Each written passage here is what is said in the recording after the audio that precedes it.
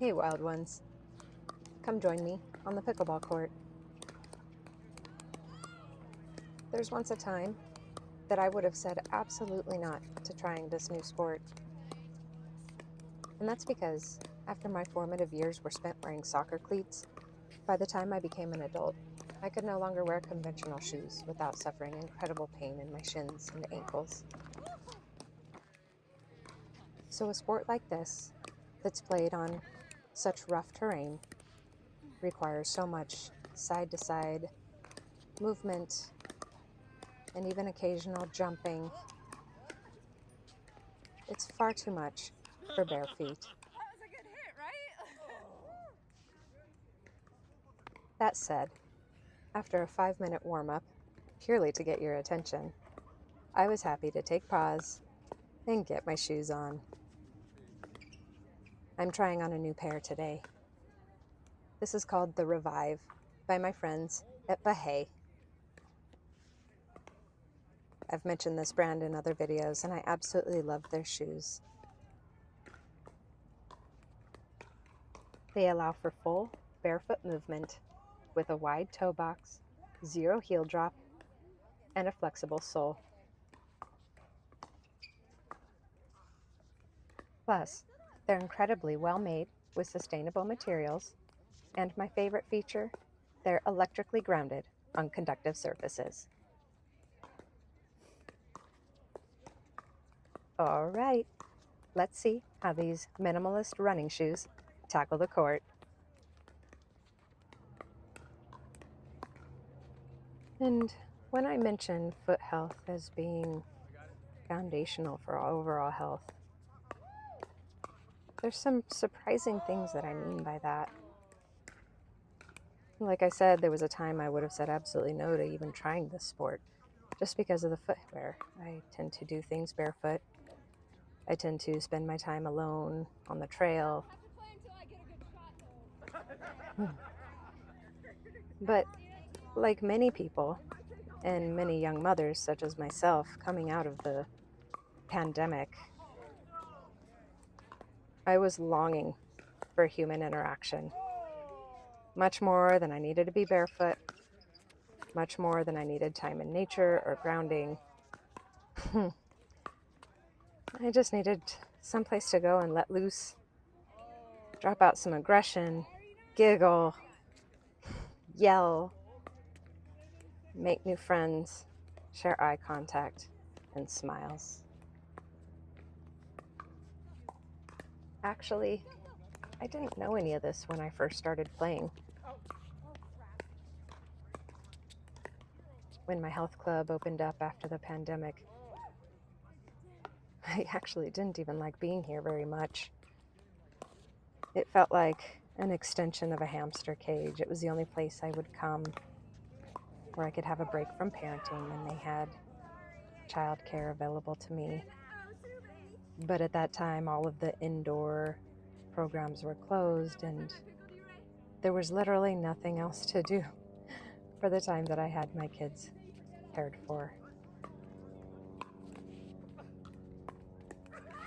So, out of sheer boredom, I reluctantly and very timidly stepped onto the court, and instantly, a new version of myself was born. It was a little bit like my childish side, but so much more evolved, so much more intentional. I was able to focus on the sport, and it brought up the competitive side of me I had long since put to bed. I was raised in a highly competitive environment, playing lots of different sports, and in time it became very unhealthy for me. My self-worth would be placed on winning or losing. That's part of what made this game so healing for me. It's really so pointless. I mean, sure, I could take it competitively.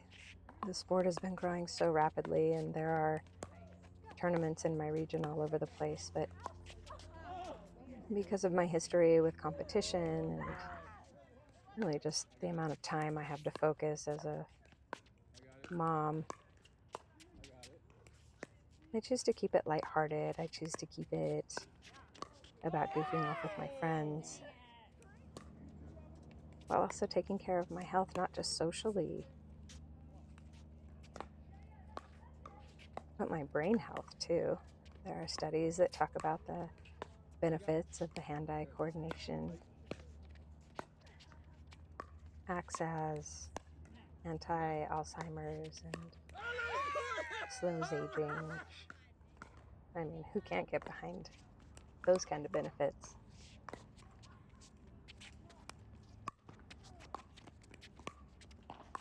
So anyway, all of the health benefits aside, I just wanted to share with you the way I spend most of my free time. I do, of course, enjoy getting out on the trail and other activities out in nature, as I've shared in other videos. But in truth, I'm on this court a good 4 to 6 hours a week for no other reason than it just makes me feel good.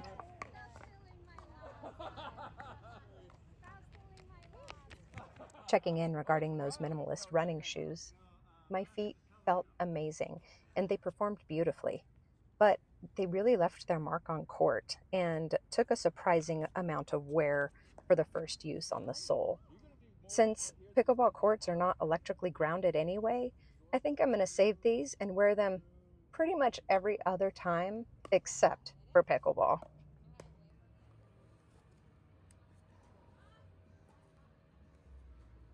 After playing for about 2 hours on the court, I was so ready to come roll out my mat, get grounded, settle down, and settle into my yoga practice. Something I learned very early on after beginning to play the sport of pickleball is that it's really hard on the body. If I am not careful to cross-train my movements, then I end up with the kinds of aches and pains you really don't want to have. A lot of people who play pickleball deal with knee, elbow, hip, back, foot problems. Gosh, I know some friends that have wrist issues as well, you name it. The sport and the rapid side-to-side movements is incredibly trying on the body. I've learned to specifically address certain regions of my body. For instance, this frog sitting posture helps to lengthen through the groin that gets incredibly tight, and also strengthen through the outer hip and IT band, which tends to get super sore and overworked. For me and my body, my hips take the brunt of the work when I play pickleball. I pride myself on being fairly quick and always able to get to the ball. Even if I don't control it very well, I can get there, and that sort of a booster reflex response makes the hips ache like no other. So I've really learned to work them in all directions.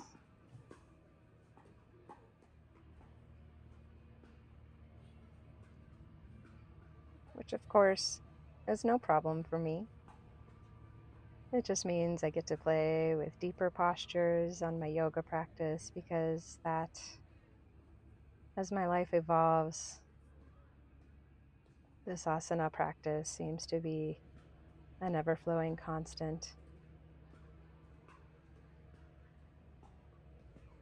supporting whatever other wild serial sport hobby I seem to fall into for the time. There's also quite a bit of challenge in the upper body. My shoulders and my forearms take on a lot.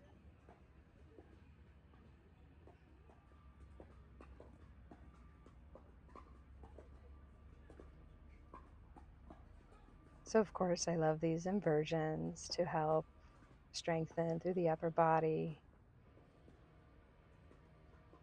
as well as the arm balancing.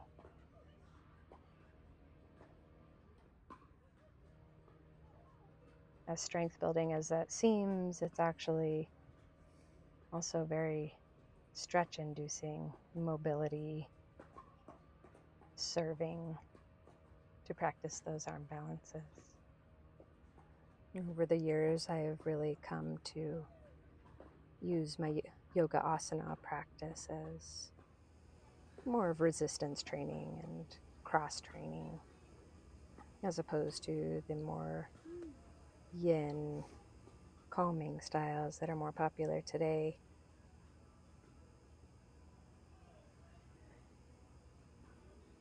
So I hope that this presentation maybe inspires you to think of yoga practice a little bit differently, especially if you are an athlete.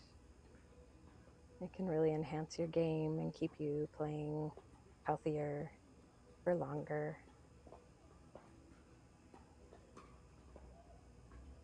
Stay inspired. Have fun. Happy pickling.